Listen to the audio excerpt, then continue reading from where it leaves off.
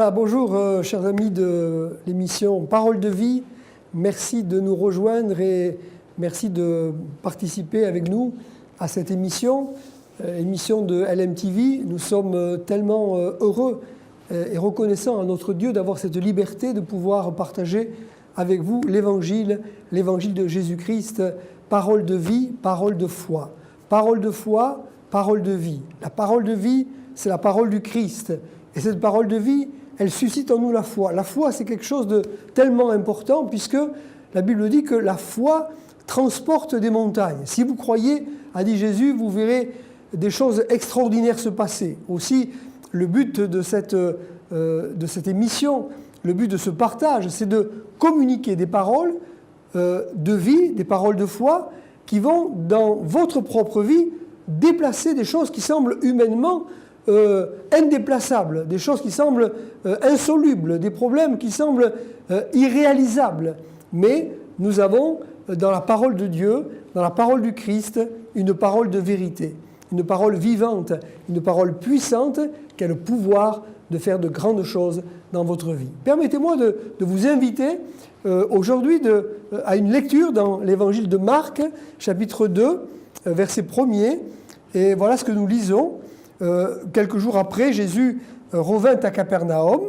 On apprit qu'il était à la maison et il s'assembla un si grand nombre de personnes que l'espace devant la porte ne pouvait plus les contenir. Il leur annonçait la parole. Des gens vinrent à lui amenant un paralytique porté par 4 hommes. Comme ils ne pouvaient l'aborder à cause de la foule, ils découvrirent le toit de la maison où il était et ils descendirent par cette ouverture le lit sur lequel le paralytique était couché. Jésus, voyant leur foi, dit au paralytique : « Mon enfant, tes péchés sont pardonnés. » Mon enfant, tes péchés sont pardonnés. Il y avait là quelques scribes qui étaient assis et qui se disaient au-dedans d'eux : comment cet homme parle-t-il ainsi ? Il blasphème. Qui peut pardonner les péchés si ce n'est Dieu seul ? Jésus, ayant aussitôt connu par son esprit ce qu'ils pensaient au-dedans d'eux, leur dit : pourquoi avez-vous de telles pensées dans vos cœurs ? Lequel est le plus aisé, de dire au paralytique : tes péchés sont pardonnés, ou de dire : lève-toi, prends ton lit et marche. Or, afin que vous sachiez que le Fils de l'homme a sur la terre le pouvoir de pardonner les péchés, je te l'ordonne, dit-il au paralytique, lève-toi, prends ton lit et va dans ta maison. Et à l'instant, il se leva, prit son lit et sortit en présence de tout le monde, de sorte qu'ils étaient tous dans l'étonnement et glorifiaient Dieu, disant : nous n'avons jamais rien vu de pareil. Une autre lecture également dans l'évangile de Luc, chapitre 7, verset 44. Puis se tournant vers une femme, il dit à Simon : vois-tu, Simon, cette femme ? Je suis entré dans ta maison et tu ne m'as point donné d'eau pour laver mes pieds. Mais elle les a mouillés de ses larmes et les a essuyés avec ses cheveux. Tu ne m'as point donné de baiser. Mais elle, depuis que je suis entré, elle n'a point cessé d'embrasser mes pieds.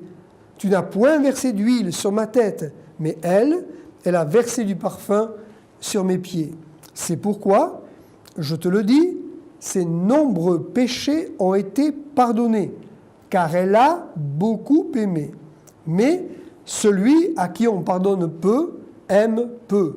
Et il dit à la femme : tes péchés sont pardonnés. Tes péchés sont pardonnés. Ceux qui étaient à table avec lui se mirent à dire en eux-mêmes : qui est celui-ci qui pardonne même les péchés ? Mais Jésus dit à la femme : ta foi t'a sauvée, va en paix. Alors, amis auditeurs qui m'écoutez, je voudrais vous dire que cette parole, puisque nous parlons sur les mots de la foi, les paroles de la foi, les paroles de Jésus, les paroles de Dieu, eh bien, cette parole est certainement une des paroles les plus importantes qu'un homme, qu'une femme, qu'un être humain a besoin d'entendre un jour dans sa vie. Tes péchés sont pardonnés. La parole la plus importante parce qu'aucun homme, aucun être humain ne pourra rentrer un jour dans le ciel de gloire du Fils de Dieu sans avoir été pardonné de ses péchés. Le péché ne pourra pas entrer dans le royaume de Dieu. Nous ne pourrons pas entrer dans l'éternité avec nos péchés. Donc, la parole la plus importante qu'un homme a besoin d'entendre, la parole la plus importante qui détermine non seulement notre vie présente, mais notre vie future, notre vie à venir, est cette parole de Jésus, tes péchés sont pardonnés. J'aimerais aujourd'hui partager avec vous 6 grandes vérités concernant le péché. Le péché, ce n'est pas un sujet très facile à développer. Ce n'est pas quelque chose dont on a forcément envie d'entendre parler. Le péché n'est pas populaire. Parler sur le péché n'est pas quelque chose qui suscite beaucoup d'enthousiasme. Malgré tout, c'est quelque chose de très important. Et comme je viens de le dire, c'est ce qui va déterminer notre entrée ou pas dans le royaume de Dieu. Tes péchés sont pardonnés. Tes péchés sont pardonnés. Et donc j'aimerais partager avec vous 6 grandes vérités sur le péché. 6 grandes vérités sur le péché. La première vérité, c'est que le péché est le problème fondamental de l'humanité. Le péché est le problème fondamental de l'humanité. Et donc, le péché est mon problème fondamental, est ton problème fondamental. Vous savez, le fléau de l'humanité. Le fléau de l'humanité, ce n'est pas le cancer, ce n'est pas le sida, ce n'est pas la malaria, ce n'est pas le diabète, ce n'est pas la famine, ce n'est pas la pauvreté, ce n'est pas la pollution. Non, le fléau de l'humanité, c'est le péché. Le péché qui fait plus de dégâts à lui tout seul que tous les fléaux réunis. C'est le péché qui détruit les hommes. C'est le péché qui dégrade la vie sur cette terre. C'est le péché qui pollue les relations des individus entre eux, couples, familles, tribus, peuples. C'est le péché qui fait que l'homme est un loup pour l'homme. L'homme, à cause du péché, est un loup pour l'homme. Un jour, dans un zoo, un directeur, en bout de circuit, avait mis une affiche.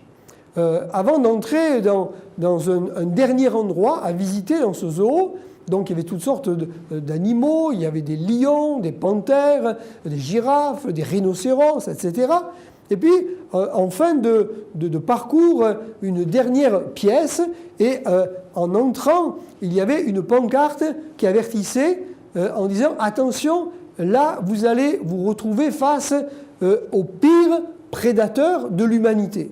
Hein, au pire, soyez prudents, disait la pancarte, car vous allez vous retrouver face au pire prédateur de l'humanité. » Alors les gens, avec étonnement, rentraient, voyez, avec un petit peu de crainte, d'émotion, se demandant quel type d'animal, quelle sorte de bête féroce allons-nous trouver. Et là, il y avait juste un miroir. Et à côté de ce miroir, cet homme avait placé une liste de tous les crimes contre l'humanité, de tous les crimes dont les hommes sont responsables. Le nazisme, le communisme, le génocide arménien, rwandais, cambodgien, la liste serait longue. Et c'est vrai que la Bible dit dans le livre des Proverbes que le péché, c'est la honte des peuples. Le péché, c'est la honte des peuples. C'est le péché, chers amis, qui met une séparation d'avec Dieu. Le prophète Ésaïe dira « Non, l'oreille de Dieu n'est pas trop dure pour entendre, Dieu n'est pas sourd, mais ce sont vos péchés, ce sont vos crimes qui mettent une séparation avec Dieu. » Le fléau dans ma vie, le fléau dans la vie des hommes, c'est le péché. Car la Bible dit que le salaire du péché, c'est la mort, mais il y a une bonne nouvelle, le don gratuit de Dieu, c'est la vie éternelle en Jésus-Christ. Première vérité, le péché est le problème fondamental de l'humanité. Deuxième vérité, le péché qu'est-ce que c'est? Eh bien, le péché, c'est d'abord la désobéissance. La désobéissance. L'Épître aux Romains dit que c'est par la désobéissance d'un seul homme que tous les autres hommes ont été rendus pécheurs. Le péché, c'est la désobéissance. Le mot désobéissance vient d'un mot grec qui veut dire ne pas écouter, ou encore écouter de travers. L'apôtre Jean dira, le péché, c'est la transgression de la loi. Non pas la loi des hommes, mais d'abord la loi divine. Le péché, c'est un choix délibéré qui découle de notre libre arbitre. C'est-à-dire que l'homme a toujours cette capacité de dire oui, de dire non, lorsque la possibilité de désobéir à Dieu se présente à lui. C'est de ce péché, de cette désobéissance, que découlent toutes nos folies, méchanceté, égoïsme, convoitise, débauche, et aussi toutes nos souffrances et toutes nos misères. Souffrances et misères qui touchent d'ailleurs aussi des innocents, à cause du principe de solidarité. L'Épître aux Romains nous dira, chapitre 11, que Dieu a renfermé tous les hommes dans la désobéissance. La désobéissance, ça, c'est le péché. Désobéir à Dieu, refuser d'écouter Dieu, transgresser la loi de Dieu, c'est la définition du péché. Troisième vérité concernant le péché donne à Satan un droit sur nos vies. Le péché donne à Satan un droit sur nos vies. C'est à cause du péché que le diable peut exercer une autorité sur la vie de tous les hommes. L'apôtre Jean dira, le monde entier gît sous la puissance du malin. Le monde entier est au pouvoir du diable ou sous la coupe du diable. Cette autorité que le diable a sur la vie des hommes, c'est l'homme qui lui a donné. Et l'homme a donné cette autorité en désobéissant à Dieu et en cédant aux tentations, aux mensonges de l'ennemi des hommes. L'Épître aux Éphésiens dira également que le diable agit maintenant dans les fils de la rébellion, c'est-à-dire ceux qui sont issus de la désobéissance, ceux qui, comme leurs ancêtres, nos ancêtres, ont désobéi à Dieu et continuent à désobéir à Dieu. L'Évangile, la Bible, révèle le vrai visage de celui que la Bible appelle l'accusateur des frères, le tentateur. L'Écriture nous dit, Jésus nous dira qu'il est menteur. Il est menteur, il est le père du mensonge.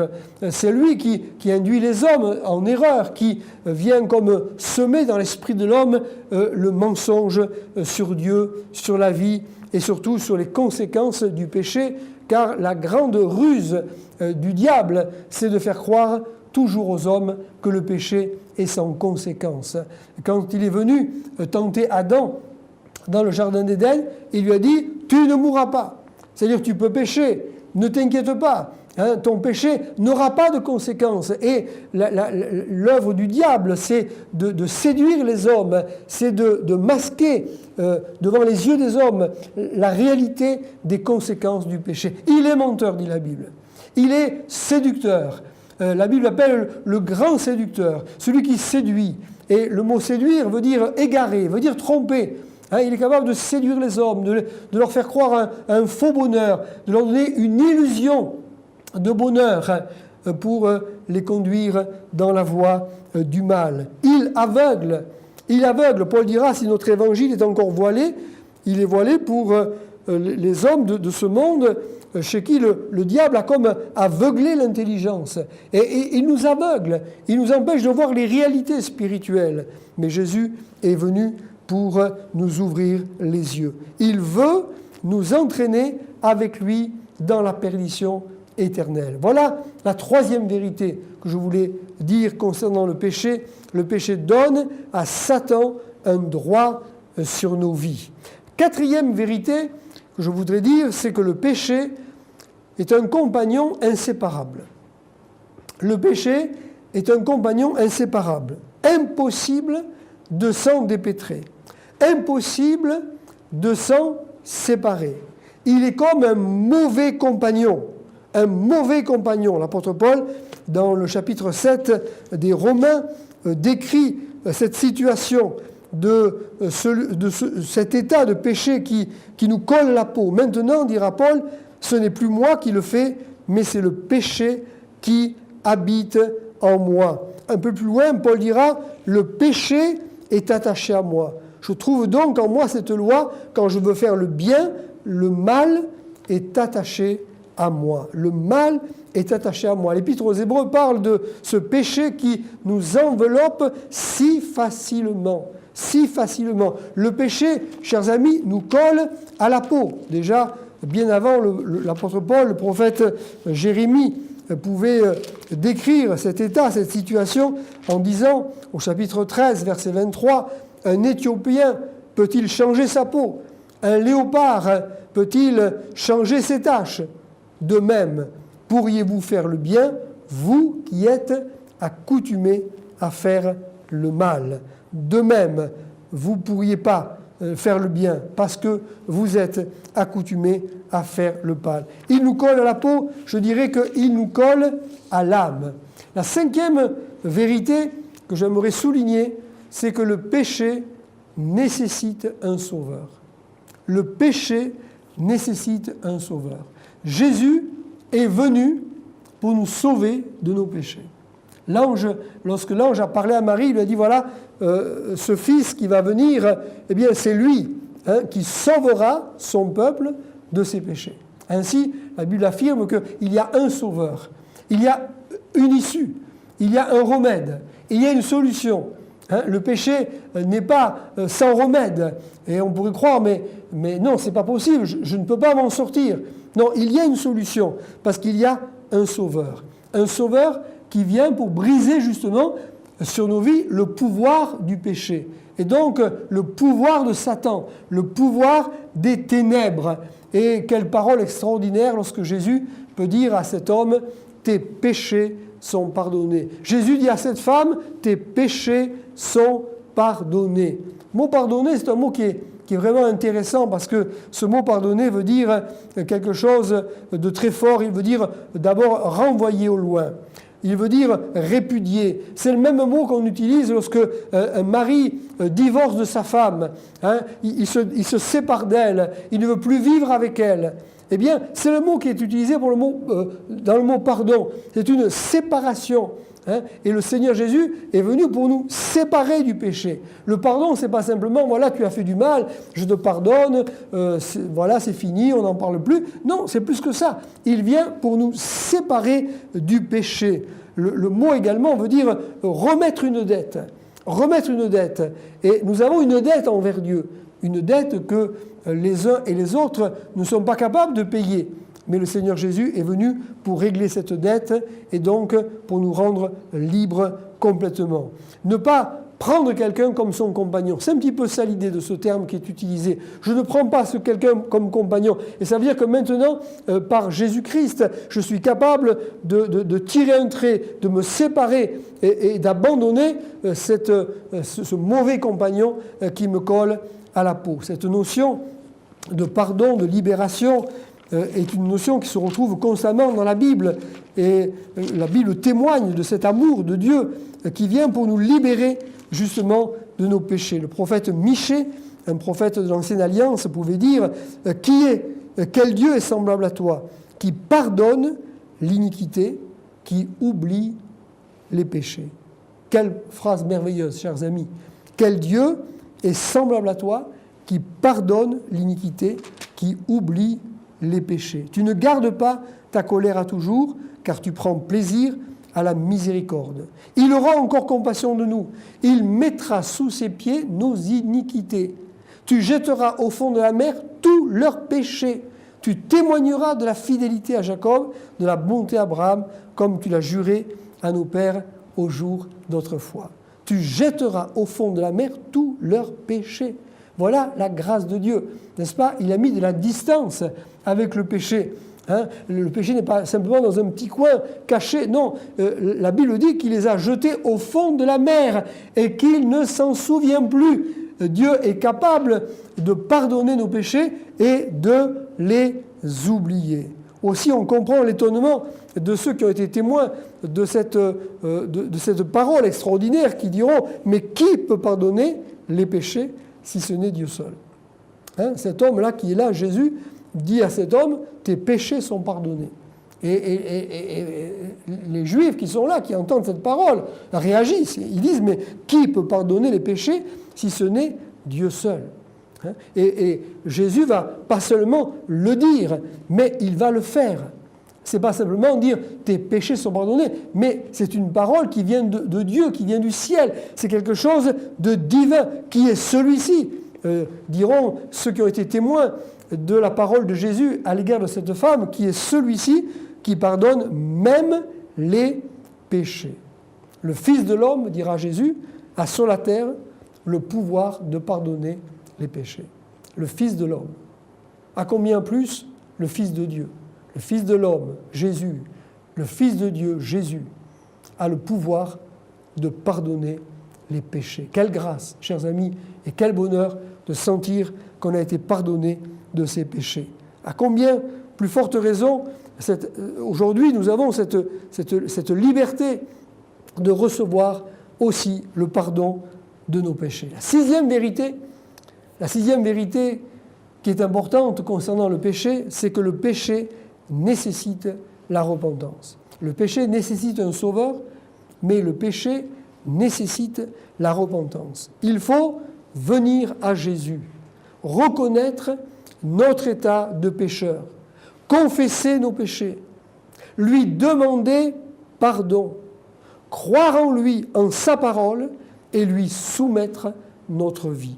Tout cela s'appelle la repentance. Venir à Jésus, reconnaître son état de pécheur, confesser nos péchés, demander pardon, croire en ce qu'il est et accepter l'œuvre de la croix, l'œuvre que Jésus a accomplie il y a 2000 ans sur la croix du Calvaire. Cela s'appelle la repentance. Jésus dira « Repentez-vous, repentez-vous et convertissez-vous pour que vos péchés soient effacés afin que des temps de rafraîchissement viennent de la part du Seigneur. » Un peu plus loin également, Pierre dira « Repentez-vous, que chacun de vous soit baptisé au nom de Jésus-Christ pour le pardon de vos péchés et vous recevrez le don du Saint-Esprit. » Alors tu recevras, cher ami, dans ton cœur, ce témoignage du Saint-Esprit, tes péchés sont pardonnés. Il y a bien des années, j'étais un jeune homme, je vivais comme beaucoup dans le péché et j'étais quelque part très malheureux. Parce que le péché ne rend pas heureux. Je pourrais dire une septième vérité, le péché ne rend pas heureux. Il y a une illusion de bonheur dans le péché.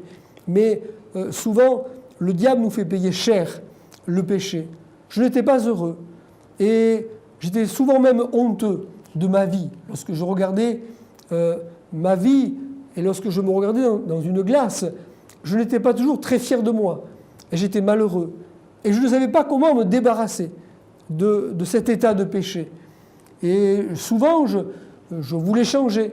Je me rappelle avoir pris un feutre rouge et avoir entouré une date dans un calendrier en disant « à partir d'aujourd'hui, je vais changer de vie, je vais être meilleur ». Mais je n'y arrivais pas. Jusqu'au jour où je fis cette rencontre avec le Seigneur Jésus. Et je me souviens de ce jour où j'ai vraiment reçu dans mon cœur le pardon de mes péchés. Ce jour où je me suis mis à genoux pour la première fois de ma vie et où, à genoux, devant une chaise, dans une petite pièce où j'étais seul, j'ai, pour la première fois de ma vie, demandé pardon à Dieu pour mes péchés, pour mes folies, pour mes erreurs. Et ce jour-là, je fus profondément attristé, convaincu de péché. Je me souviens avoir pleuré abondamment en réalisant la nature de ma vie et la gravité du péché. Et puis je ressentis de manière très forte l'amour de Dieu, le pardon de Jésus-Christ. Je n'ai pas entendu cette voix, « tes péchés sont pardonnés », mais il y avait ce témoignage intérieur, il y avait cet amour qui était quelque chose de merveilleux et qui me donnait ce témoignage que j'étais pardonné de mes péchés. Ce jour-là, chers amis, je me suis relevé et c'est comme si on m'avait enlevé 50 kilos de dessus les épaules. Mon cœur était léger. Et pour la première fois de ma vie, j'ai eu un sentiment de bien-être, de plénitude, de bonheur que j'aimerais tellement vous faire pardonner. Une des paroles les plus importantes que vous avez besoin d'entendre, une parole de la foi, c'est tes péchés sont pardonnés. Chers amis, que Dieu vous bénisse. Recevez au nom de Jésus-Christ le pardon de vos péchés. Amen.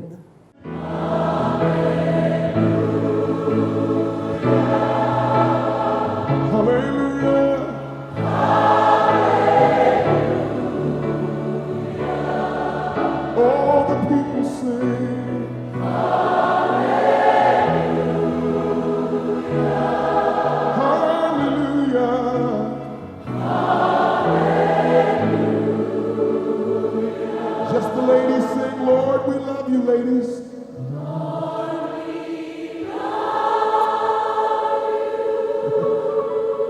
we love you tonight, Lord.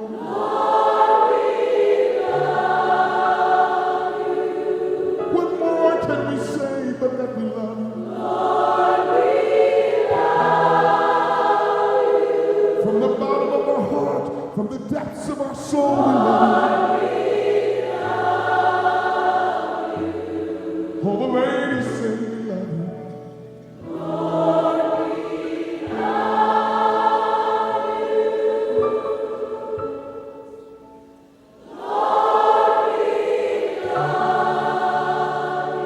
Lord, with outstretched hands and open hearts we sing. Lord, we love you.